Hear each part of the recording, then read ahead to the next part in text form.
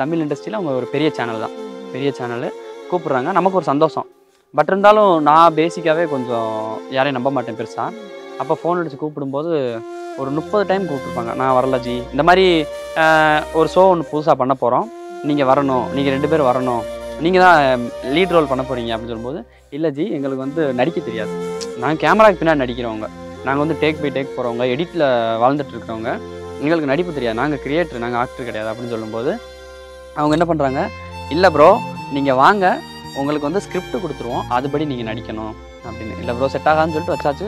ஒரு 30க்கு மேற்பட்ட கால் ஒரே ஆள்கிட்ட வந்திருக்கும், வேறு ஆள்கிட்ட வந்திருக்கும். அந்த ஆஃபீஸ்லேருந்து ஒரு பொண்ணு பேசுனாங்க, ஒரு 4-5 பசங்க பேசுனாங்க.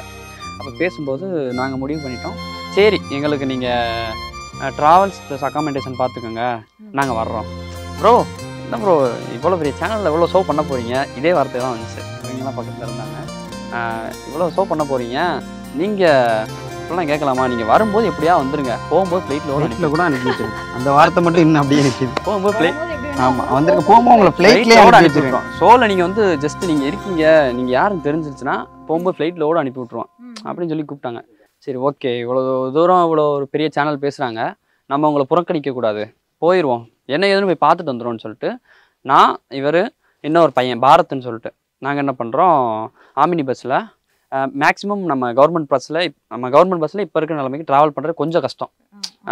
அதனால் நம்ம ஆமினி பஸ்ஸில் போட்டு நம்ம போயிட்டோம். நான் கிளம்பும்போது சொல்கிறேன், ப்ரோ இந்த மாதிரி நாங்கள் ஏர்லியாகவே ஏறிட்டோம், சென்னை வந்து ஒரு 10 to 12 hours ஆகும் நாங்கள் போகிறதுக்கு, நம்ம ஏர்லியாகவே ஏறியாச்சு, நீங்கள் என்ன பண்ணுங்கள், எனக்கு அங்கே ஆஃபீஸில் ஏதாவது ரூம் அரேஞ்ச் பண்ணிடுங்க, இல்லை வேறு எங்கேயாவது ரூம் அரேஞ்ச் பண்ணிடுங்க, நாங்கள் ஒரு 4 மணி 4:30 அங்கே வந்துடுவோம் அப்படின்னு சொல்லிட்டு நாங்கள் போயாச்சு. போய் பஸ் ஸ்டாண்டில் இறங்கிட்டு இந்த மாதிரி இந்த ஆஃபீஸ் எங்கே இருக்குது, இந்த சேனல் எங்கே இருக்குது, சேனல் எங்கன்னா தெரியலை, நம்ம ஒரு மாதிரி சென்னை கிடையாதுன்னு நினைக்கிறேன், பெரிய ஒரு இதாக இருக்குது.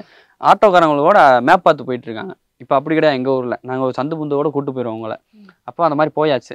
போனதுக்கப்புறம் 4:30 மணி இருக்குமா, 4:30 மணிலேருந்து கிட்டத்தட்ட 9 மணி வரை ஒரு டீ கடையில் உட்காந்துருக்கோம்.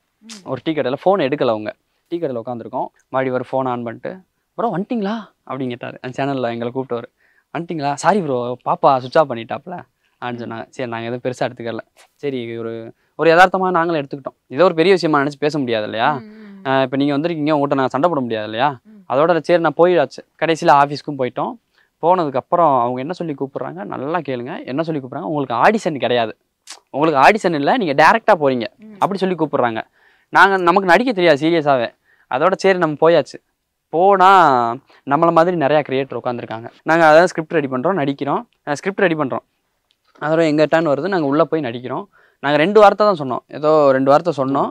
2 வார்த்தை சொன்னோடனே ஜட்ஜு இல்லை இப்படி சொல்லிட்டார். அதோட ரொம்ப ஒரு மாதிரி ஆயிடுச்சு எங்களுக்கு. அதோட நாங்கள் வெளியே போயிட்டோம். வெளியே போயிட்டு ரொம்ப நேரம் சைலண்ட்டாக உட்காந்துருந்தோம். உட்காந்ததுக்கப்புறம் நாங்கள் டிஸ்கஸ் பண்ணிகிட்டு இருந்தோம் பசங்களாம், நாங்கள் 3 பேரும். அதோட டிஸ்கஸ் பண்ணிட்டு சரி இது ஒத்து வராது, நம்ம கிளம்பிடுவோம் அப்படின்னு சொல்லிட்டு நாங்கள் கிளம்பலான்னு பிளான் பண்ணிட்டோம்.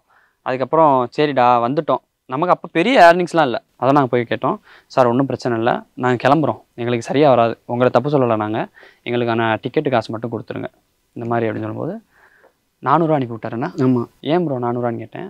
ட்ரெயின் டிக்கெட்டு அது 2 பேருக்கு தான் தர முடியுமா, கூட வந்தாலும் தர முடியாதான். ட்ரெயின் டிக்கெட் 400 அனுப்பி விட்டார். அதோட அங்கேயே எனக்கு கோவம் வந்துருச்சு. அதோட நான் அங்கேயே கத்திட்டு இது பண்ணிவிட்டு வந்தாச்சு.